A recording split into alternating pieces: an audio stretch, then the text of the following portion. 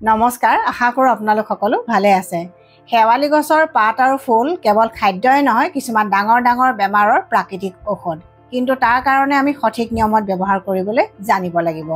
সঠিক নিয়মত ব্যৱহাৰ কৰিব জানিলে শেৱালি গছৰ পাত আৰু ফুলে 8টা বেমাৰ প্ৰাকৃতিকভাৱে প্ৰতিৰোধ আৰু নিৰাময় কৰাত সহায় কৰে। এই 8টা বেমাৰ কি আৰু শেৱালি গছৰ পাত আৰু ফুল কেনেকৈ ঔষধ হিচাপে ব্যৱহাৰ কৰিব পাৰি তাৰ কিছুমান সহজ ঘৰুৱা বিধান আজিৰ ভিডিঅ'টোত আলোচনা কৰিম, যিবোৰ জানিলে আপোনালোক সকলোৰে উপকাৰ হ'ব। গতিকে সম্পূৰ্ণ ভিডিঅ'টো চাই আপোনালোকেও শ্বেয়াৰ কৰি দিব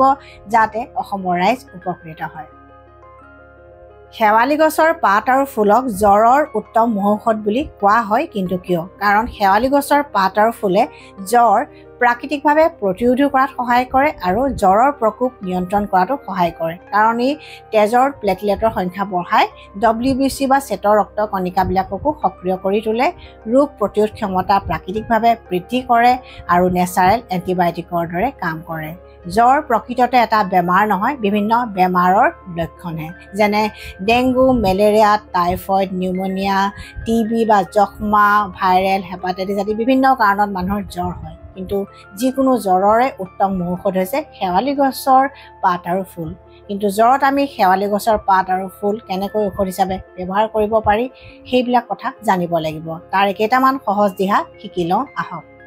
দুখিলা শেৱালি গছৰ পাত, কেইখিলামান তুলসী পাত, এডোখৰ আদা, এডোখৰ লং, 3টা জালুক একেলগে খুন্দি লৈ এগিলাচ পানীত উতলাই আধা হোৱাৰ পিছত নমাই ৰাখক আৰু অলপমান ঠাণ্ডা হ'বলৈ দিয়ক। ঠাণ্ডা হোৱাৰ পিছত চেকনিৰে চেকি লৈ, যদি ডায়েবেটিছ নাই, এচামুচ মৌজোল মিহলাই লওক আৰু খাদ্য খোৱাৰ 1 ঘণ্টামানৰ আগত খাই দিয়ক। আৰু এই দিহাটো একেৰাহে 3 দিনমান কৰি চাওক, জ্বৰ নিশ্চয় বহুতখিনি কমি যাব বা জ্বৰৰ প্ৰকোপ কমি যাব। শেৱালি গছৰ কুমলীয়া আগ 3টা বা 5টা, 2টা নেমুৰ আগ, 3 ফুটা কেঁচা নহৰু, 3টা জালুক একেলগে খুন্দি লৈ টাৱাত সেকি লওক বা ভাপত সেকি লওক বা কলপাতত মেৰাই সেকি লওক আৰু সেইখিনি লাঞ্চ টাইমত বা ব্ৰেকফাষ্ট টাইমত ভাতৰ লগত 2 দিনমান বা 3 দিনমান একেৰাহে খাই দিয়ক। নিশ্চয় আপোনালোকৰ জ্বৰৰ প্ৰকোপ কমি যাব। ছিজন চেঞ্জ হ'লে বা বতৰ সলনি হ'লে জ্বৰ হয় বুলি আমি সকলোৱে জানো। তেনেকুৱা ধৰণৰ জ্বৰ নহ'বৰ কাৰণে শেৱালি ফুলৰ পাত আমি প্ৰতিষেধক হিচাপে ব্যৱহাৰ কৰিব পাৰোঁ। তাৰ কাৰণে বেচন বা পিঠাগুড়িৰ লগত শেৱালি ফুলৰ পাতৰ বৰ বা পকৰি বনাই মাজে মাজে খালে আমি জ্বৰ প্ৰাকৃতিকভাৱে প্ৰতিৰোধ কৰিব পাৰোঁ। শেৱালি গছৰ পাত আৰু ফুলে প্ৰতিৰোধ কৰা 2 নম্বৰ বেমাৰটো হৈছে শ্বাসতন্ত্ৰৰ বেমাৰ। চৰ্দি, কাহ, হাঁপানি, ব্ৰংকাইটিছ, নিউমনিয়া, TB আদি শ্বাস প্ৰশ্বাসতন্ত্ৰৰ যিকোনো ৰোগতেই শেৱালি গছৰ পাত আৰু ফুলে ডাঙৰ মেডিচিন বা ঔষধৰ দৰে কাম কৰে। কিন্তু কেনেকৈ? শেৱালি গছৰ পাত আৰু ফুলে হাওঁফাওঁ বা লাংছ শক্তিশালী কৰে, বুকুত জমা হোৱা কফবিলাক উলিয়াই দিয়াত সহায় কৰে, ইমিউনিটি ষ্ট্ৰং কৰে, এলাৰ্জি প্ৰতিৰোধ কৰে আৰু বীজাণুৰ সংক্ৰমণ বা ইনফেকশ্যনো প্ৰতিৰোধ কৰাত সহায় কৰে। সেইকাৰণে শ্বাসতন্ত্ৰৰ এনেকুৱা বেমাৰবিলাকৰ কাৰণে ডাঙৰ মেডিচিন বা ঔষধ হৈছে শেৱালি গছৰ পাত আৰু ফুল। আৰু এনেকুৱা বেমাৰবিলাকত ভুগি থকা ৰোগীসকলে শেৱালি গছৰ পাত আৰু ফুল কেনেকৈ ঔষধ হিচাপে ব্যৱহাৰ কৰিব লাগে তাৰ কেইটামান সহজ ঘৰুৱা দিহা শিকি লওঁ আহক। এচামুচ শেৱালি পাতৰ ৰস, এচামুচ তুলসী পাতৰ ৰস, এচামুচ আদাৰ ৰস, এচামুচ মৌজোল একেলগে মিহলাই এটা ড'জ কৰি খাদ্য খোৱাৰ 1 ঘণ্টা বা 2 ঘণ্টামানৰ আগত খাই দিয়ক। আৰু এই দিহাটো একেৰাহে 3 দিন, 5 দিন বা এসপ্তাহমান কৰি চাওক। তাতকৈ বেছি নকৰিব বা কৰিবলগীয়া হ'লে চিকিৎসকৰ পৰামৰ্শ লৈ ল'ব। 3টা বা 5টা শেৱালি গছৰ কুমলীয়া আগ লওক, কেইপাহমান শেৱালি ফুল লওক, 3 ফুটা বা 5 ফুটা কেঁচা নহৰু লওক, 3টা বা 5টা জালুক লওক আৰু গোটেইখিনি একেলগে খুন্দি টাৱাত সেকি বা কলপাতত দি সেকি লৈ লাঞ্চ বা ব্ৰেকফাষ্টৰ সময়ত নিয়মীয়াকৈ একেৰাহে কেইদিনমান খাই দিয়ক। নিশ্চয় বুকুত জমা হোৱা কফ বা শ্বাস প্ৰশ্বাসতন্ত্ৰৰ ৰোগত যথেষ্ট সুফল পাব। টনচিলাইটিছ, ফেৰিনজাইটিছ বা চৰ্দি হৈ বুকুত কফ জমা হৈ যদি মাত বহি যায়, তেনে ক্ষেত্ৰত শেৱালি ফুলৰ লগত আদা, নহৰু, জালুক আৰু কলাখাৰ দি খাৰৰ ব্যঞ্জন বনাই যদি একেৰাহে কেইদিনমান খাই দিয়া যায় তেতিয়া যথেষ্ট সুফল পাব। আৰু এই ক্ষেত্ৰত বা এই দিহাটোত আপোনালোকে শুকান শেৱালি ফুল বা কেঁচা শেৱালি ফুল দুয়োটাই ব্যৱহাৰ কৰিব পাৰে। আৰু অফ ছিজনত আপোনালোকে শেৱালি ফুল শুকুৱাই সংৰক্ষণ কৰি থৈ দিব, তেতিয়া তেনেকৈ ব্যৱহাৰ কৰি চাব। আৰু ছিজনৰ টাইমত আপোনালোকে কেঁচা শেৱালি ফুল ব্যৱহাৰ কৰিব, নিশ্চয় আপোনালোকে ভাল ৰিজাল্ট পাব। 3 নম্বৰ বেমাৰটো হৈছে আৰ্থ্ৰাইটিছ বা গাঁঠিৰ বিষ। বাত বিষ বা rheumatoid arthritis, osteoarthritis, psoriatic arthritis, gouty arthritis, spondylitis আদি বিভিন্ন কাৰণত মানুহৰ গাঁঠিৰ বিষ বা আৰ্থ্ৰাইটিছৰ সমস্যা হয়। আৰু সকলো ধৰণৰ বিষৰ কাৰণে আটাইতকৈ ভাল মেডিচিন হৈছে শেৱালি গছৰ পাত। আৰু সায়াটিকা নামৰ এটা বেমাৰ আছে যিটো কাৰণে বহুতৰ নাৰ্ভৰ বিষ হয় বা নাৰ্ভজনিত বিষ হয় আৰু তেনেকুৱা নাৰ্ভজনিত বিষৰ কাৰণে উত্তম পথ্য বা মহৌষধ হৈছে শেৱালি গছৰ পাত তাৰ কাৰণে আটাইতকৈ ভাল উপায় বা দিহাটো হৈছে শেৱালি গছৰ পাতৰ বনৌষধি চাহ বা হাৰ্বেল টি খোৱাটো তাৰ কাৰণে আপোনালোকে 2 খিলা বা 3 খিলা শেৱালি গছৰ পাত ভালদৰে ধুই লওক আৰু থেতেলাই লৈ এগিলাচ পানীত উতলাই আধা হোৱাৰ পিছত নমাই ৰাখক আৰু সেইখিনি অলপমান ঠাণ্ডা হোৱাৰ পিছত চেকনিৰে চেকি লৈ বনৌষধি চাহ হিচাপে খাদ্য খোৱাৰ 1 ঘণ্টা বা 2 ঘণ্টামানৰ আগত কেইদিনমান খাই দিয়ক বিশেষকৈ 15 দিনমান খোৱাৰ পিছত যথেষ্ট উপশম পাব আৰু আপোনালোকে যদি ইচ্ছা কৰে 20 দিন বা এমাহো খাব পাৰে কিন্তু তাতকৈ বেছি নাখাব কাৰণ কেতিয়াবা কিছুমান সাইড ইফেক্টটো আহিব পাৰে গতিকে 15 দিন খোৱাৰ পিছত কেনেকুৱা হয় চাই লওক আৰু যদি ভাল নাপায় তেন্তে চিকিৎসকৰ পৰামৰ্শ লৈ আয়ুৰ্বেদিক চিকিৎসা গ্ৰহণ কৰিলে নিশ্চয় সুফল পাব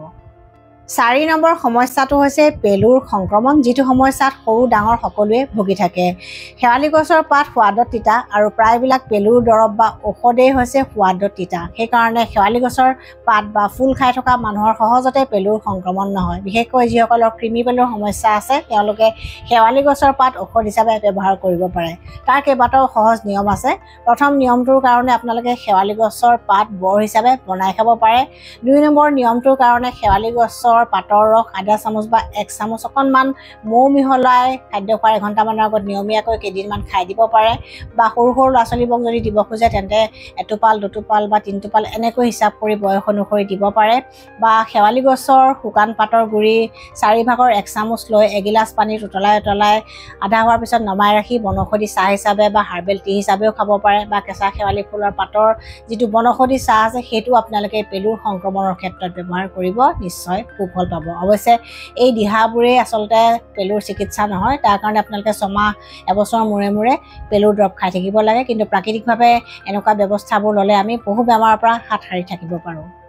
5 নম্বৰ বেমাৰটো হৈছে মাহেকীয়াৰ সময়ত হোৱা তলপেটৰ বিষ বা পিৰিয়ড ক্ৰেম্পছ যাক চিকিৎসা বিজ্ঞানৰ ভাষাত কোৱা হয় ডিছমেনৰিয়া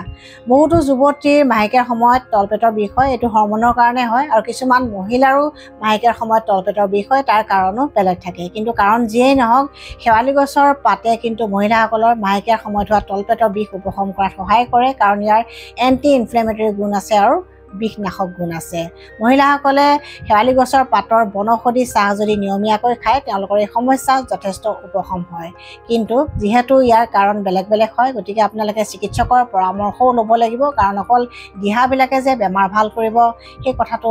একেবাৰে নেভাবিব দিহাবিলাকে সহায় কৰিব যদি তাৰ লগতে আপোনালোকে সঠিক চিকিৎসাও গ্ৰহণ কৰে 6 নম্বৰ বেমাৰটো হৈছে ছালৰ ভেঁকুৰজনিত সংক্ৰমণ বা ফাংগেল স্কিন ইনফেকশ্যন বিভিন্ন ৰিচাৰ্চ বা গৱেষণাৰ তথ্যৰ মতে ছালৰ ভেঁকুৰজনিত সংক্ৰমণৰ কাৰণে শেৱালি গছৰ পাত খুব উপকাৰী কাৰণ ইয়াৰ এন্টি ফাংগেল প্ৰপাৰ্টিজ আছে অৰ্থাৎ বীজাণুনাশক গুণ আছে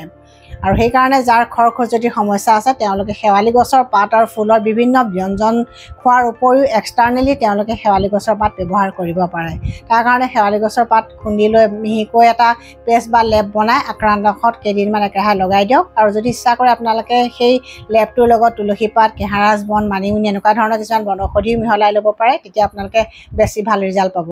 7 নম্বৰ বেমাৰটো হৈছে ডায়েবেটিছ ৰোগীসকলৰ কাৰণে শেৱালি গছৰ পাত আৰু ফুল দুইটাই ডাঙৰ মেডিচিন বা ঔষধ বুলিয়ে ক'ব পাৰি কাৰণ এই দুইবিধ খাদ্যই তেওঁলোকৰ ব্লাড চুগাৰ কণ্ট্ৰল কৰাত সহায় কৰে আৰু কিছুমান কমপ্লিকেশ্যনৰ পৰাও বচাই ৰাখে বিশেষকৈ লাংছৰ কিছুমান বেমাৰৰ পৰা তেওঁলোকক বচাই ৰাখে লিভাৰৰ কিছুমান বেমাৰৰ পৰা বচাই ৰাখে আৰু ইনফেকশ্যনৰ পৰাও বচাই ৰাখে আৰু জ্বৰ বা এনেকুৱা ধৰণৰ ছিজনেল বেমাৰবিলাকৰ পৰাও তেওঁলোকক প্ৰটেকশ্যন দিয়ে বা সুৰক্ষা দিয়ে 8 নম্বৰ বেমাৰটো হৈছে লিভাৰ ডিজিজ বা লিভাৰজনিত বেমাৰ বিভিন্ন গৱেষণাৰ তথ্যৰ মতে শেৱালি গছৰ পাত আৰু ফুল দুইটাৰে হিপাটোপ্ৰটেক্টিভ প্ৰপাৰ্টিজ আছে অৰ্থাৎ লিভাৰ চেল বা কোষবিলাকক সুৰক্ষা প্ৰদান কৰে ডেমেজ হোৱাৰ পৰা বচাই ৰাখে আৰু বিভিন্ন বীজাণুৰ সংক্ৰমণৰ কাৰণে হোৱা লিভাৰৰ যিটো ডেমেজ বা ক্ষতি হয় সেইবিলাকৰ পৰাও আমাক প্ৰটেকশ্যন দিয়ে গতিকে মাজে শেৱালি গছৰ ফুল আৰু পাতৰ বিভিন্ন ব্যঞ্জন আমি খাই থাকিলে লিভাৰৰ ৰোগ হোৱাৰ সম্ভাৱনা কমি থাকে আৰু যাৰ লিভাৰ অসুখ আছে তেওঁলোকে শেৱালি গছৰ পাতৰ বনৌষধি চাহ বা হাৰ্বেল টি মাজে খালে নিশ্চয় উপকৃত হ'ব আৰু এই 8টা বেমাৰ বুলিয়ে নহয় আৰু বহুত বেমাৰ শেৱালি গছৰ পাত আৰু ফুলে প্ৰতিৰোধ কৰিব পাৰে যিসকলৰ ডিপ্ৰেশ্যন আছে তেওঁলোককো শেৱালি গছৰ পাতৰ বনৌষধি চাহে উপকাৰ দিয়ে বুলি বিভিন্ন গৱেষণাৰ তথ্যই কয় আৰু যিসকল শিশুৰ ADHD অটিজম আছে তেওঁলোকৰ কাৰণেও শেৱালি গছৰ পাত আৰু ফুল দুইটাই উপকাৰী কিন্তু মাত্ৰাধিক পৰিমাণে খালে কেতিয়াবা অপকাৰো কৰিব পাৰে বিশেষকৈ যাৰ ল' প্ৰেছাৰ থাকে বা ব্লাড চুগাৰ কমি যায় তেওঁলোকে যদি বেছিকৈ খায় তেতিয়া তেওঁলোকৰ ক্ষেত্ৰত সমস্যা সৃষ্টি কৰিব পাৰে আৰু যিসকল ডায়েবেটিছ কণ্ট্ৰল কৰাৰ কাৰণে মেডিচিন খাই আছে তেওঁলোকেও মাত্ৰাধিক পৰিমাণে খাব নালাগে গৰ্ভৱতী মহিলাসকলেও বেছিকৈ খাব নালাগে বা শিশুসকলেও বেছিকৈ খাব নালাগে যদি ভিডিঅ'টো চাই ভাল পাইছে তেন্তে শ্বেয়াৰ কৰিব মোৰ চেনেলটো ছাবস্ক্ৰাইব কৰিবলৈ নাপাহৰিব ষ্টে হেল্ডি ষ্টে হেপী